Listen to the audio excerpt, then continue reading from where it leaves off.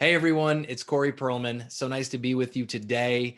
I miss being with you face to face, but I am excited about this session and hopefully being together once again in 2021. Now, I've done the PRI show for many, many years, and is one of my favorite shows to do. I love being there. I love being on the exhibit floor. I love seeing all the amazing products, meeting you all.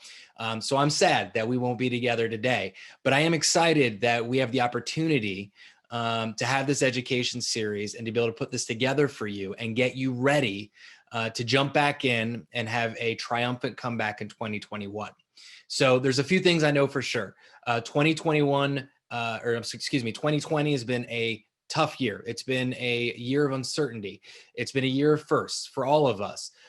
Your business may be down, it may be up, but I know it's been a roller coaster. And I know that there are things that we can do today, as in December, that can set ourselves up for a triumphant comeback in 2021. So for the next 30 minutes, my whole job is to create some best practices for you, a game plan, if you will, to make a triumphant return in 2021. So let's jump in. Couple things before we begin. First of all, the number one question I always get is, can you have my slides? And the answer is 1000% yes. We're going to be going through a lot and we're going to be going fast, and I'm going to try to give you as much as I possibly can. So I know that it's tough to keep up from a slide perspective. So I want to give these to you after the fact and make sure that you have them to review notes, check best practices, all those kind of things, resources and all that. So you can text the word slides to the phone number 66866. So if you want to jump your cell phones out real quick or at the end and type the number 66866 and then the word slides in the text message, that'll get you the slides. If that doesn't work for you, no problem. Just send me an email. I'll give you my email address at the end here, and you can just shoot me an email with the subject line slides, and I'll get those right over to you. I always want feedback from you. If you're following along, I'm all over the different social media channels, as you probably well know. And hey, if you have any negative feedback for me, I want that as well. I actually have an environment I like to receive that feedback on. It's called MySpace. Some of you have heard of it before. I think this social site's going places. There's even a guy who will respond to your negative feedback on me. His name is Tom. And for those of you who are 40 and above, you'll remember that Tom was our first friend on MySpace, right? So he was the creator of the platform, our first friend, and now he is living off the grid, but you can follow him along on Facebook, actually, which is super ironic. So anyway, random jump over to a mention of MySpace because I just can't help myself, and I like feeling old sometimes. All right, let's get serious. Let's jump in.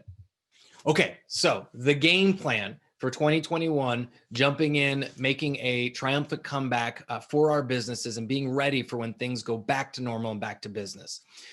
So number one is to connect. And when I say connect, I mean a couple of different things. Number one is to grow your audience by 10%. And so what I mean by that is right now, again, we're in December, things may be quieting down a little bit. You may have a month to kind of get prepared for hopefully a busy January and so forth. This is a great opportunity to make sure that we are actively connecting to our potential customers. So my goal for you, no matter the platform, we'll talk about that in just a second, is to increase that platform by 10%. So if it's Instagram, it would be an increase in followers by 10%. So if you've got 1,000, that'd be 100 more. If it's Facebook connections, if it's Twitter followers, if it's Snapchat users, whatever the case may be, whatever the platform is right for you, I want you to make sure that you're actively building that audience of both customers as well as prospects. So that's the first part. The second one is to solidify your base. So when this all got started back in March of 2020, a question I was asked then, and I'm still asked today, is whether or not we should be backing off from a social media content perspective, especially as businesses with as much trials and tribulations as people are going through, or should we be doubling down? And my belief is doubling down. So I don't think we should put our collective heads in the sand, such as an ostrich. So want you to remember that ostrich analogy. I don't want you as a business to stick your head in the sand and wait for this to pass. I want you to be out there. I want you to be front face. I want you to be face to face with both your customers and your prospects, talking to them both about seeing how they're doing and connecting with them and making sure they know that you're out there for them. You're thinking about them.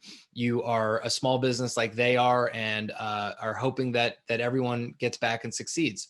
And you're also there if they need you for the solutions that you provide, whether that be products or services.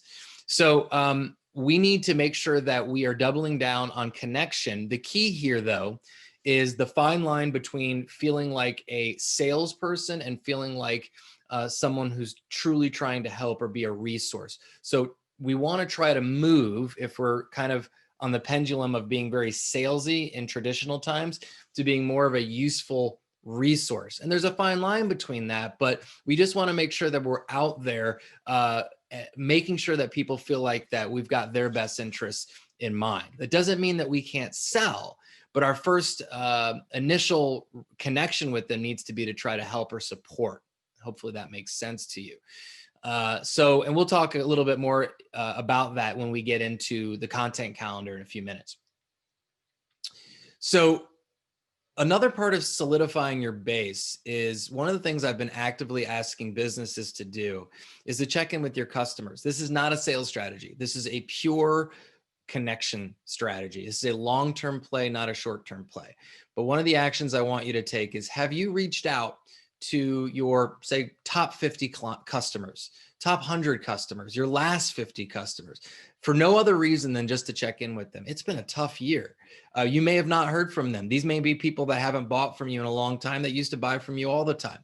Don't wait for them to come back. Check in on them.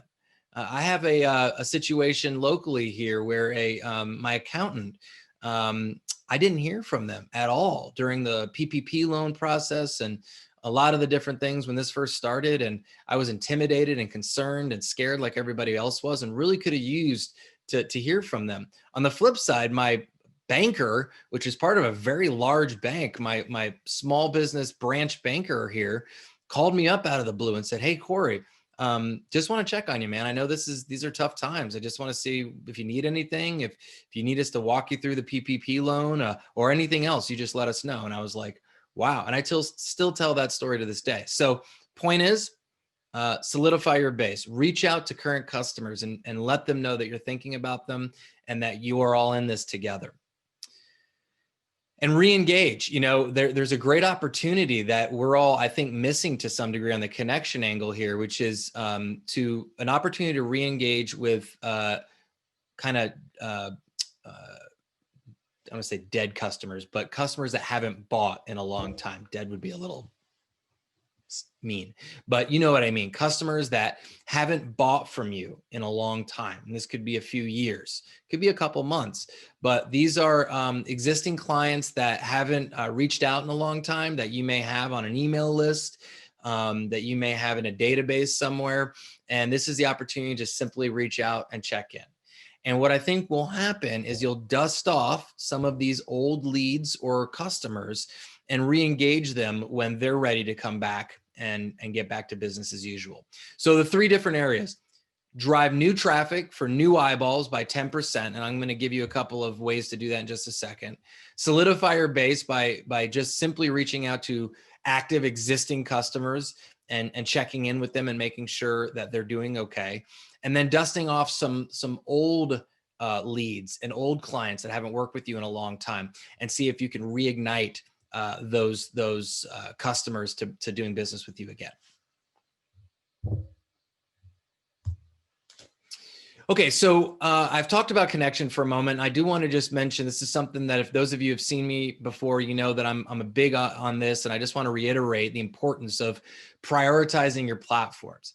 And so what I simply mean by that is not being a jack of all social media sites, master of none, instead of focusing on a few and do them really well.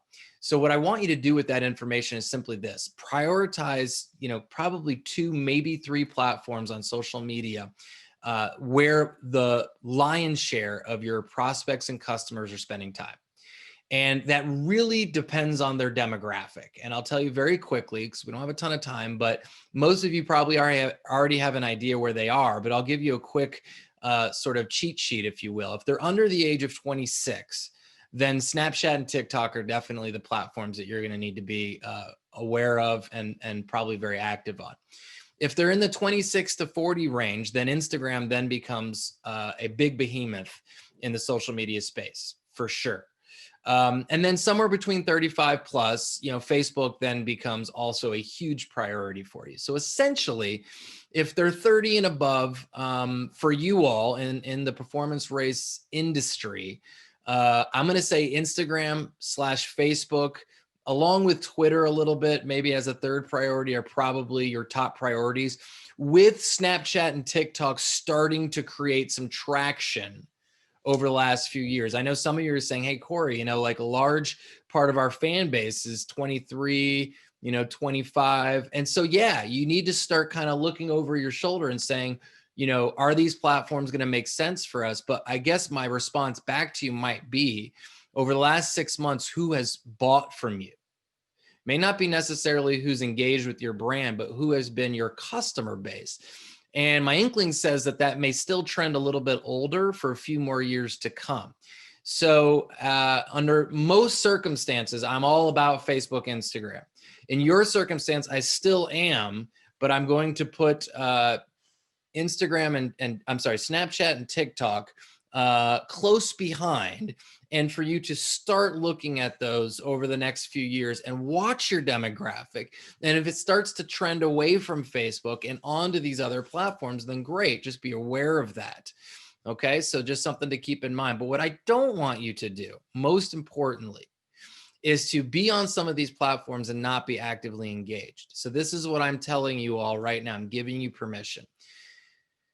If you are currently on a social platform but are not engaging or actively using it, then delete it. It's doing you more harm than good. Just imagine for a second that somebody's interested in engaging with your brand, doing business with you, and they are checking you out. They're kicking your tires online, and they happen to go to your Snapchat, and it is crickets. Very, very little following, very little engagement or interaction on that platform, only because you're just not using it. And so you might be creating some doubt in their minds, and that's completely unnecessary. So I would prefer you to be strategically inactive, not on the site, than to be on there and allowing it to collect dust. So make a choice. Either double down and create a strategy around it, which I think some of you are probably saying, yeah, that's what we need to do, or delete it. But don't let it sit on the vine and do you more harm than good. So make sure you do a digital audit and determine the 2 or 3 platforms that make the most sense for your business, and then be super active on those and delete the ones that are not being managed. Okay, so I mentioned earlier about broadening your audience by 10%. And I do want to just clearly mention that I own a social media agency. And so we work with a lot of businesses like yourself. And we know, I get it. You're like, well, Corey, I appreciate you saying, increase my audience, but how do I do that? Good question. So, we definitely implement Facebook and Instagram advertising for boosting users or eyeballs to our clients' content, and you should too. So my response back to you is, if social media marketing is a part of your overall marketing, then you should have a budget for it. Gone are the days that we can be organic in creating Facebook and Instagram content and hope that we're going to see a result or move the needle. Now, a few of you may say, well, we are, and we're not spending any money. And that's because you have a super engaged brand. You have diehard loyal fans. And I've seen that at PRI a lot, and that's awesome. But for a lot of us, that's not the case. We don't have the sexy, bells and whistles that some of your products do. And we need to kind of, as I have on here, put a little lighter fluid on our fire to get a bigger flame. So if I've convinced you that Facebook, Instagram advertising is indeed something we need to have a plan for in 2021, here are a few ways that we use it, and I suggest that you use it as well. First of all, the content that you're already producing on Facebook and Instagram can be boosted. And you all probably know this. It's the simple and easiest way to spend money on Facebook and Instagram. And the simple fact is, if you've got 1,000 followers and you post any general post, you have a very small percentage of those people who are going to see it. Anywhere between 2 and 5%, maybe more, depending upon how engaged people are, but low. So if you sprinkle a little of the magic pixie dust, i.e. money, on top of any of those posts, you can broaden it to a higher percentage of people that follow you and expand that to friends of those followers, which is really cool. Those are like-minded demographics, right? So if people are interested in your brand, then their friends can see it as well. And it's all for a $10, $20, $30, $40 boosted post. So that's great. And that's an initial first step to get more eyeballs on your most important content. A quick best practice on that, I only recommend boosting posts that are truly meaningful posts that are already getting some organic reach. So example of that might be, you might be at race day and you've got one of your products on display or something like that. And it got already, a significant amount of engagement for you. That might be a couple of likes, that might be a couple thousand likes, but it's doing pretty well. That's a great thing to boost. Or maybe it's a promotion that you're doing. Today happens to be kind of towards the holiday realm that we're all kind of heading into, as you guys know, and so everybody's kind of in buying mode. So, now might be a great time to put out a promotion or something. And that's a great thing to boost. What's not great to boost, have a great weekend, or I hope the Steelers take care of business this weekend, or whatever the case may be. Those aren't the posts that we want to boost. We want ones that have the potential to convert. Okay. And so that's something we want to keep in mind. So a couple other things around spending money on Facebook and Instagram, two of our favorite strategies for doing that. So I went from boosted posts to now more traditional advertising. This takes a little bit more expertise, a little bit more tech savvy, but very, very powerful. And at minimum, I want you to understand the strategy behind it. And if you decide to implement it, then either do it yourselves or find someone who can. One is a lookalike audience. Simply put, what Facebook and Instagram do is they take an audience that you already have. So it might be an email database, or it might be website visitors that have come to your website. And Facebook will generate a new audience of people with like-minded demographics. So imagine, 100 people go to your website, they look at their profiles on Facebook, they see all their common interests, they generate a new group of people to market your product to. That's why they call it a lookalike audience for you. Very, very powerful. What's really cool about it is they have similar interests, similar demographics as the people that visited your website or gave you their email address. That's lookalike audience. And then remarketing, that one's super easy to describe. That's simply, you go to Amazon, you happen to be searching for a spatula, and that spatula follows you around the web for the rest of your life. That's remarketing. And you can do it too. And I think it's a powerful strategy for a lot of the PRI businesses that I've met over the years. Somebody's gone to your website, they've checked out one of your products, they've checked out some of your services, they didn't buy for whatever reason, they're in research mode, they come back to social and you can advertise to them and stay top of mind with them. Great top of mind strategy. So those are some of the different ways. A question I'm often asked around this area is how much. We typically somewhere around $250 to $500 per month for a small business. Obviously that can go up, it can go down too, but that tends to be the sweet spot that we tend to be in. And I think some of you would as well. And then the last thing I'll say is just make sure that whatever you do, have a strong call to action, to see a result from it. Make sure that you have a clear sense of whether or not it's working or not. This is a special promotion code. This is a special database that the email addresses go into. These are clear likes or engagement, if that's the strategy, but something to tell you whether or not this is working or not. But I hate for businesses to go 6 months from now and say, we've been doing Facebook advertising and I think it's working, but I'm not sure. Just make sure you have a clear conversion strategy.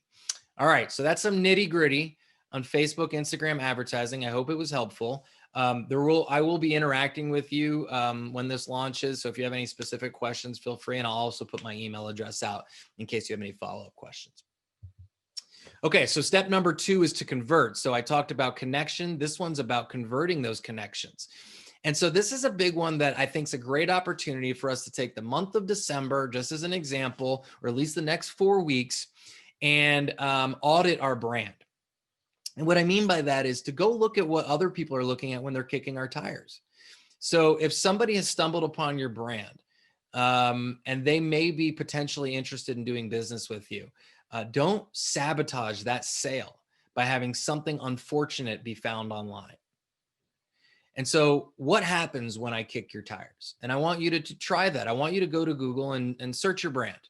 I want you to look through all the different profiles that you may find on there and see what you see. I want you to go to your website and I want you to see if you find any problems. Do you see a general positive reputation about your brand? Are there any areas that have some negative feedback around your brand?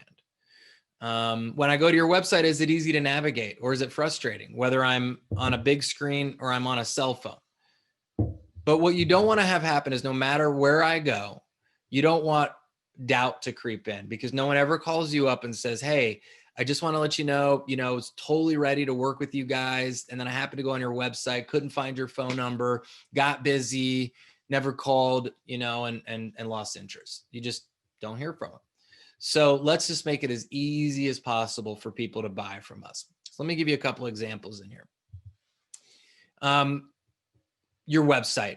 I've been talking about websites for many years. Again, if you've seen my sessions, this is nothing brand new for you, but there are going to be a couple things in here specific to what we're going through today. So definitely pay attention, but I'm still a strong proponent, probably always will be, for your website. And the reason that is very simple.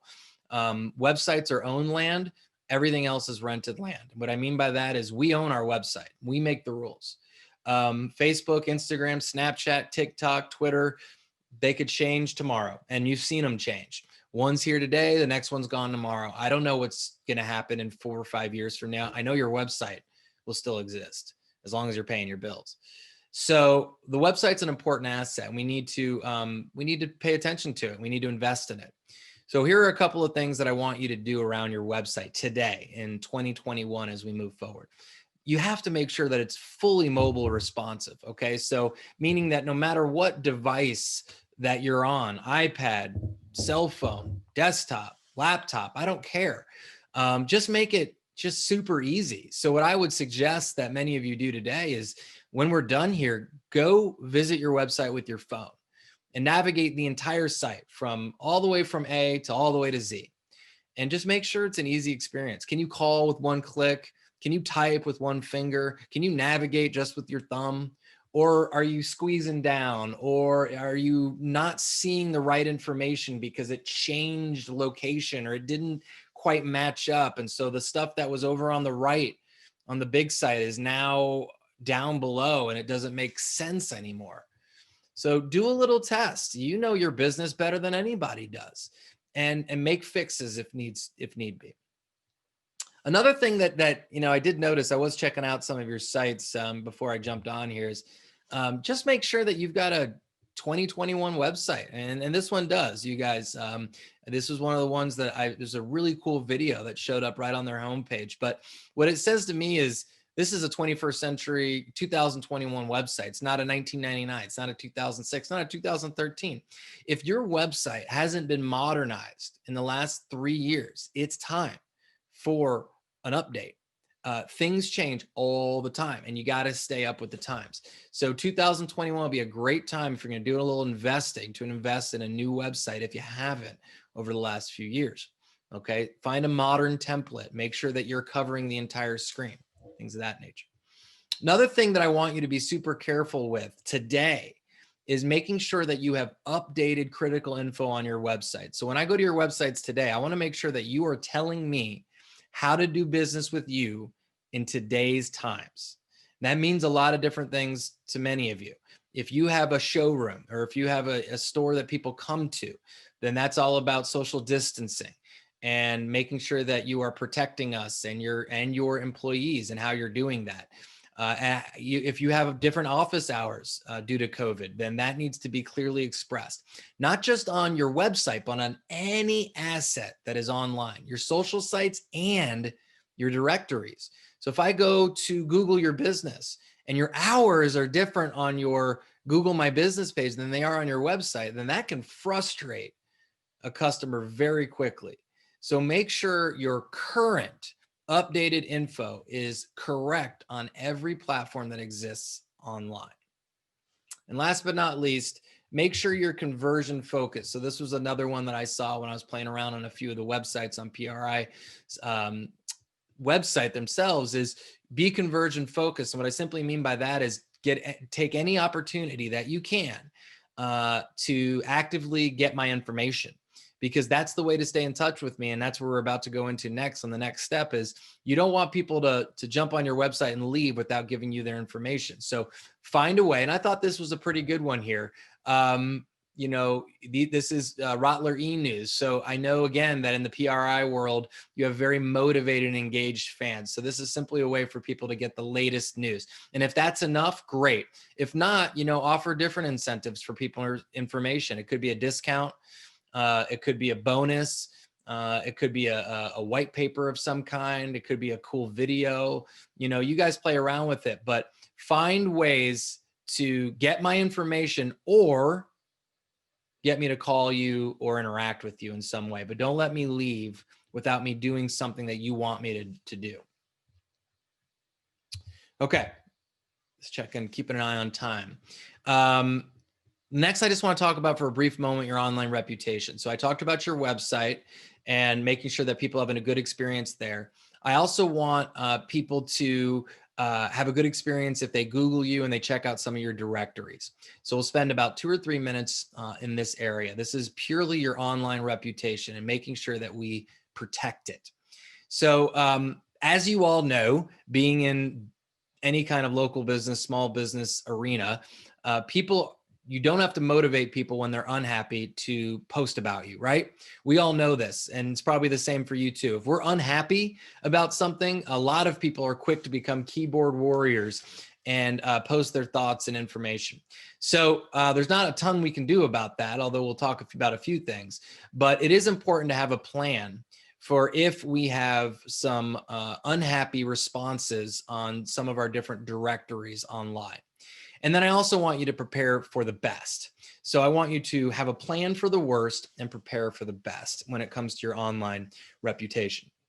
So as we're about to go into the negative side, I wanted to also just share a little levity or light with you on some of the negative stuff. These are some of my my favorite reviews that I've seen online as I've kind of just done my research over the year. This was a Yelp review of Ford's Theater.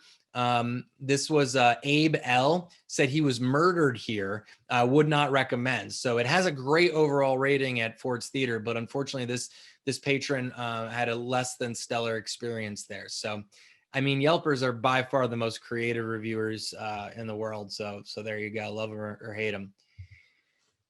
This one is, this was a Tripadvisor review. This is just out of the idea that you can't satisfy anyone no matter how hard you try. The beach is too sandy. The water is clear, but there's just too much sand on the beach, and they got dinged for that one. So go figure.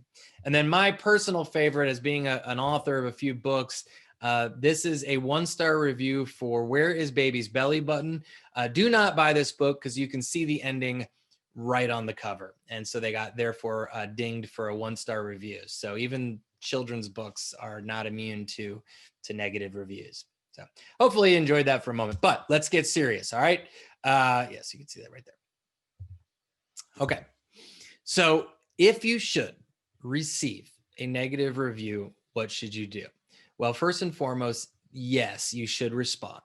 You should not ignore it because that leaves the rest of the world to make their own opinions on what happened with that situation. So the first thing I want you to do is to respond. But before you respond, I want you to be diplomatic. I want you to sleep on it. I want you to take the emotion out of it. And I want you to try to solve the problem. So this is probably not anything earth-shattering to you, but do not pick a fight. Do not be defensive. And see if you can solve the problem and be authentic in the way that you respond, because people will catch that. Okay. I don't care if the reviewer was wrong. I care in the way that you respond. It doesn't mean that you admit fault, but it does mean that you are empathetic, that you listen, and that you respond with respect. That's what I want you to do. Now, if you cannot solve the problem, then I want you to take it offline. So it looks something like this. Hello, Stephanie Smith, I'm super sorry this situation happened to you. We are aware of it, and we're going to give you a call to make sure that we can get it handled. Please use this email address to give me your phone number, something like that. If you do get the situation resolved, you ask the reviewer to go and edit their review, because when people see a edited review from a negative to positive experience, it actually does even more good than it not being there at all, because it shows the rest of us that you care about your customers, and everybody makes mistakes, but you're willing to help them. Okay. But again, if you can't fix it and they're just looking for a fight, try to take it offline. And even if, and I know this happens from time to time, their review is simply inaccurate, it's wrong, maybe it was the wrong business, you still be diplomatic. I am so sorry that happened to you, Steve. I know how that feels to arrive at a business and them not be open when they said they were. Unfortunately, you have the wrong business. Oh my gosh, I'm so sorry, but we're on Stevenson Street and you put Slevenson Street. I don't know, whatever. But you still be diplomatic, even though you still let them know that they're at the wrong place. Okay, I think you get that. Okay, most importantly, as opposed to thinking about the negative, I want you to have a plan for the best. And simply put, have a process for positive reviews. And what I simply mean by that is that your entire organization, whether it be just you or 25 people or 100 people or 1,000 people, everybody should know that when good things are said, there's a process to get those online. Everybody should know when good things are said, there's a process to get those online. Okay. So what do I mean by that? Well, let me give you a quick little story here. This is the point of the presentation where I completely and utterly embarrassed myself, but I'll just give you an example. I purchased this driving machine. We'll keep it at that. Many years ago, probably 6-7 years ago. And man, I loved it. I got the full on headgear and jacket and leather pants, and I'm flying down the road, waving to other riders, the whole 9 yards. And I was having the time of my life. Now, it wasn't a motorcycle. It was a scooter. It was a scooter. It was a cherry red scooter, as you can see there. I did get the full on helmet. I was going super fast in my mind. I was going like 20 miles per hour. I did wave at other motorcycle riders. They did not wave back at me. But I did have a really good time. And the point of telling you that humiliating story is simply to say that, man, if that scooter company would have got to me then, I would have gone to the end of the earth for a review for them. Today, 5 years later, it sits in my garage and it hasn't been used in months, probably years. Not the time to ask for a review. So timing is indeed everything. And whatever that means to you, make sure that part of your process is timing. A couple other things I say on here, rotate your platforms. So Google My Business, a lot of you are killing it on GMB. You got 60 reviews, 30 reviews, great, awesome. But Yelp, you only have 6 or 7, so push people towards Yelp. I know that Yelp filters out 4- and 5-star reviews sometimes, so you're gonna have to be consistent and keep trying and get some through. If you've got a really motivated customer, then see if they'll do a video. Just imagine somebody, at a racetrack or even in their garage or whatever the case may be, and decide to shoot a video on behalf of your business. That could be very, very powerful. And, some people like to incentivize, and I'm totally fine with that. A Starbucks gift card that comes in the mail and says, hey, I'm about to ask you for something because I know you had a good experience, but I know it takes time. So here's, whether you do it or not, I just want to give you a $5 Starbucks on me for even thinking about it, something like that. But definitely have a plan in place for positive reviews. All right. Step 3, got 2 more, and then we'll wrap up here. Be top of mind. So just to review, we were connecting, making sure that we are doing what we can to build a larger audience. Step 2 was converting. Once they have learned about us, we want to get them to become customers of ours. The third one is to stay top of mind. And this is really where social media, really, especially content, becomes paramount, because this is the way to stay top of mind. And come January here, people are coming back from Christmas, coming back from Hanukkah, coming back from New Year's, coming back from the holidays, and hopefully coming back to some degree of normalcy as we move into quarter one, quarter two. And they're going to be moving back into normalcy. And we need to be on their radar when they do so. And this is where a good active social media content strategy comes into play. So here's what I want you to be thinking about. And again, I'm going to send you these slides. And if you're not the person that's in charge of your marketing, then I want you to make sure that they answer these questions. But why is now the right time to buy? So if, let's just say it's January 15th and you guys are creating content to go out on social, what can you tell me that would motivate me today to buy that I might not be considering? Or even in December before the end of the year. Why should I buy today and not down the road? Just to get you thinking about this a little bit. Maybe it's because you're open today. Maybe it's because we don't know what the future is going to hold. I know that the showroom's open today. I know the garage is open today. I know the store is open today. I don't know if it will be open on February. I don't know if we're going to have a new wave, but I know that we're open and we're safe today. And so today's the time to come in if you're even considering it. And that brings me to the second point of how can you ensure my safety? This is a great opportunity for you to educate us on social, to let us know how you're keeping my safety, our safety, top priority, and let us know, because everything is perception, regardless of what you think is reality with COVID.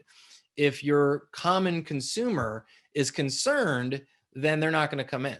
So if you can alleviate that concern by just letting us know that you got our backs, then we're going to come in. And last but not least, I love this quote by sales guru, Jeffrey Gitomer. He says, people hate to be sold, but love to buy.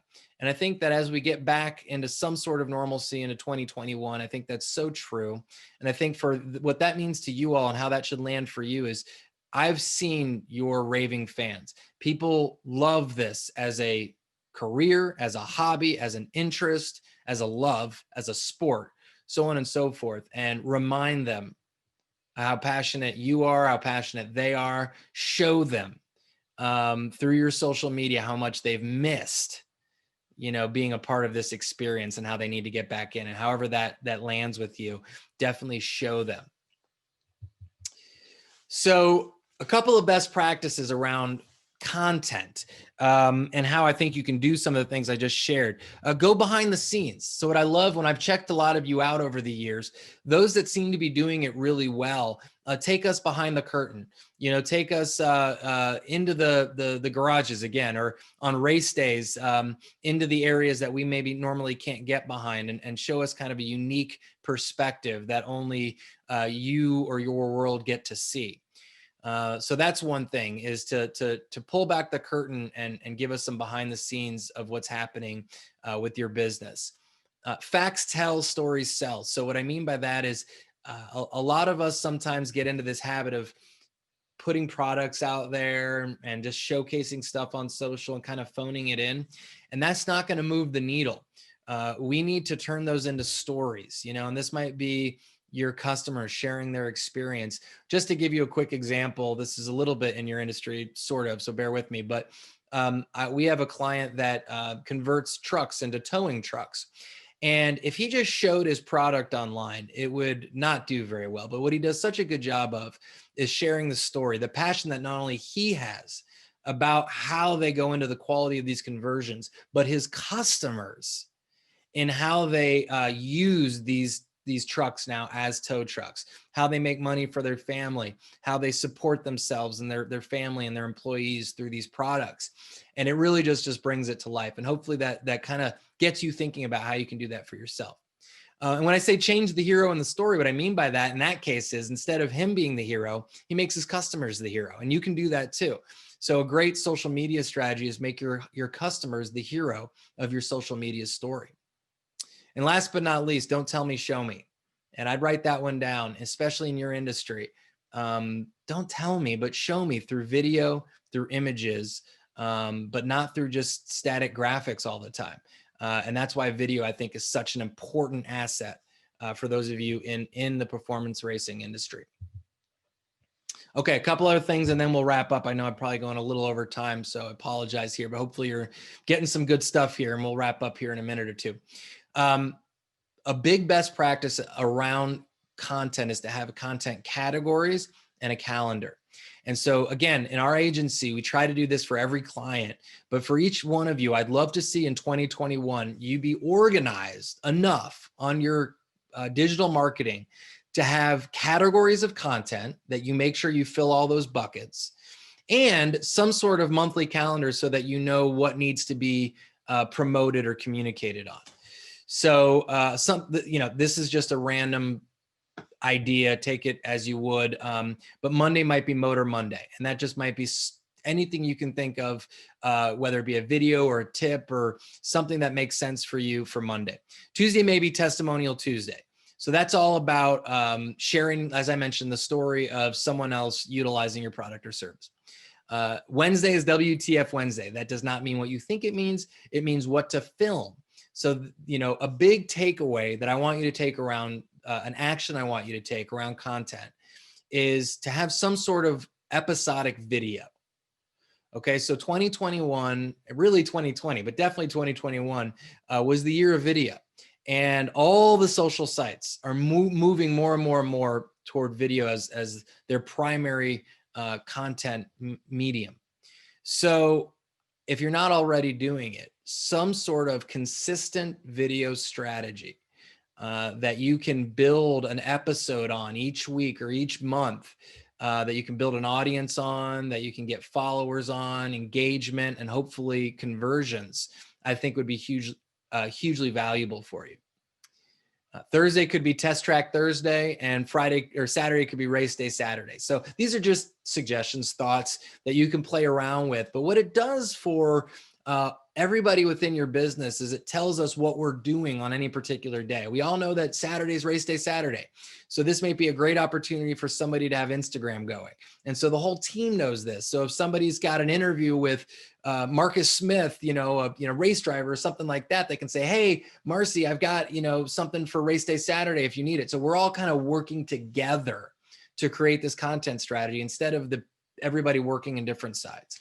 So that's why we love having a content calendar as well as a content categories for every business. And as I mentioned before, don't tell me, show me. And so a couple of examples of that, I mentioned, say, Race Day Saturday, stories are a great example of a feature within both Instagram and Facebook that are widely used in your industry. And you should have a strategy around. If you're not actively using stories, it's those circles up above where people are navigating the feed horizontally instead of vertically.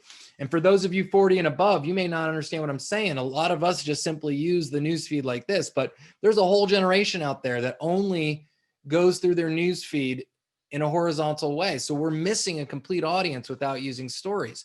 So a part of our overall content strategy, and especially moving into 2021, is to make sure we're utilizing the features within the major platforms to the best of our ability. And the three I put in here that are most important for you are as follows: stories, Reels, which is basically a way to create more video on Instagram, and then Facebook and Instagram Live. So those are the three categories, if you will, that I think that you should be utilizing in some form or fashion if you're looking for more engagement on Facebook and Instagram. Stories being the circles above that can take you through kind of a day in the life. Say it's like Race Day Saturday. It can be a mixture of images as well as videos to create an experience. Reels to show a more engaging and fun way of an experience again within Instagram that utilizes video a bit more. And then of course, you've probably heard of this already, but Facebook and Instagram Live is just simply a way to broadcast and engage audience members live on at the same moment, which is really neat. Most importantly, and your biggest takeaway here, is do more video. If you haven't heard me say anything else, make sure you're doubling down on video, because you're going to get the most bang for your buck. you'll get the most engagement from video, and you'll get the most conversions. All right, a couple quick things and then we'll wrap up here. Subtitles is a big thing that I love in utilizing videos. So I wanted to give you a quick little moment here so you can see how I use my video and create subtitles underneath here. So this is a tool called Clips. I use it from my iPhone and it automatically puts the subtitles underneath my video. So check this out. Hey everyone, it's Perlman with just a quick, cool tip for you for shooting video. So I'm playing with a new tool for me called Clips. It's on your iPhone app and it enables us to shoot video just like this, but also puts these transcriptions, subtitles, whatever you want to call them, right in automatically. This is actually happening. I'm actually reading what I'm saying to you as I say it. And it's pretty accurate. Okay, so that's called Clips. It is for iPhone. It is not for Android as of this moment. But if you go to the Android App Store, there are other versions like this. A couple other ways to get those transcription subtitles. Zoom, if you do Zoom recordings, like I'm doing actually right now, you can automatically get the transcriptions. And rev.com is a website that you can enter YouTube videos in and such, and they will literally spit back to you in an hour or less a very accurate transcription with subtitles, or just literally the words if you want to use them for blogs, things of that nature. So ways to get more bang for your buck out of video. Okay, my last step for you here is turn your customers into your sales force. So one of my favorite strategies, something that I want you to really just think about as you move forward here and get back into 2021, and hopefully we're rocking and rolling in the new year, is create a process for people to post on social about their experience with you. A social posting process. Say that 3 times fast. Tell your team to listen to cues for great experiences. So of course, the first step here is to create a memorable experience. So whatever that is for you, you want to make sure, and I hope that you are, and I know that a lot of you are, creating an amazing, exceptional experience for your customers. And once you do that, I want you to have a process in place to allow them to post about their experience online. So instruct your audience to, first of all, when I say anchor, you want to make sure that not only do they post about you, but that they use both your hashtag and your business tag so that you and other people can see it. So what that might look like is, you get an email and it's from a customer. I just want to let you know, from start to finish, that was the most exceptional experience that I've had in a long time. Here's a picture of, blah, blah, blah, whatever the case may be. You respond, Mark, thank you so much for that response. It means the world to me as a business owner to hear something like that. The best way to thank us, if you don't mind, is to do a quick post about us on social. Please also use our hashtag at ABC Performance or whatever your business name is, and tag us at ABC Performance when you post it. It would truly mean the world to me. Sincerely, blank. So get into that process of getting all of your happy customers to become your sales force on social. And what you're going to see here is there's nothing that any of us can post online that's even close to the impact that a customer can do by recommending us via their social. Okay. But we have to motivate them, both by giving them an exceptional experience and by reminding them of exactly how to do it. All right. And as you can see, my quote down there, never let a verbal testimonial go unpublished, and remind your team about that as well. Okay. So in summary, step 1 is to connect. And that's to build a bigger tribe, to solidify your base, to make sure that your customers know that you love them and that you're thinking about them. And some of your older long-term clients that you haven't been with in a while, customers, re-engage with them and try to build a new audience through social that you can market to in the new year. Make sure that your entire sales process online, from your directories to your website to your social sites, are as quality as your products and services are offline. Make sure your online is as quality as your offline. That means modern, good reviews, and no issues on there. Step 3 is stay top of mind. So somebody may be in research mode in January, not ready to do business until October. How do we stay top of mind with them between those months? And that's by really creating compelling content, using that content calendar and those content categories. Listening to what you think they want to hear about and posting more of that on your social media. And then step 4, allowing your customers to become your sales force. So when you create that memorable experience with your customers, give them a process to post about that on social. All right. So with all that being said, that is my email address, Corey@impactsocialmedia.com. My LinkedIn, if you want to connect with me there. Again, you can text the word slides to the number 66866. I will be answering some questions via the keyboard here. And again, if you have a specific one that doesn't get answered, you're more than welcome to email me there. You can also ask me for the slides there as well. I want to thank PRI for giving me this opportunity, for getting us together, for doing whatever it takes during very uncertain times to get us together and to create some value for you. So have a great rest of the year. Have a great 2021. And I hope to see you in Indy in December of 2021.